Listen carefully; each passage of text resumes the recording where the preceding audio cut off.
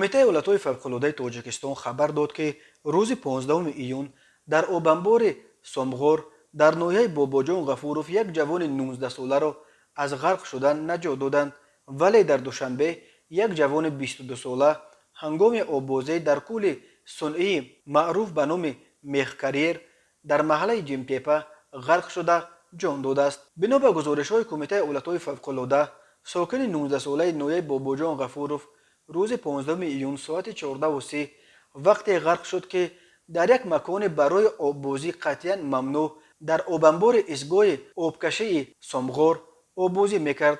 بنا به این منبع، نجات دهندگان ریاست حالتهای فوق‌العاده ولایت سوغد که در آبانبار سامغور نوبتداری میکردند شخصی را دیدند که در آب غرق میشد و در تلاش برای بیرون آمدن ناکام میشد.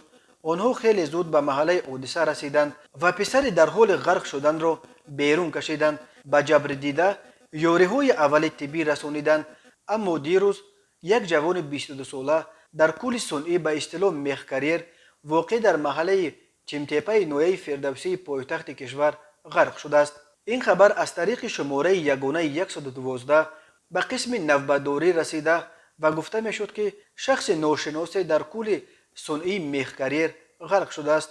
نجات دهندگان به جای حادثه رسیدند و جسد این جوان را از آب بیرون آورده به مقامات حفظ حقوق سپاریدند. گفته می شود در اطلاعیه کمیته حالتهای فوق‌العاده این نهاد بار دیگر از شهروندان خواست در این روزهای گرمی که همه خود را به ساحل‌های آب میزنند کوشش کنند تنها در جایهای آببازی و شناوری نمایند که اجازه داده شدند. آببازی در جایهای ممنوع خطر زیاد به جان شما دارد، تاکید میکند کمیته حالتهای فوق‌العاده. بنا به حسابها از اول سال 2021 در کل دریاهای تاجیکستان بیش از 40 نفر جان باختند. تقریبا نصف آنها را نابالغان تشکیل میدهند.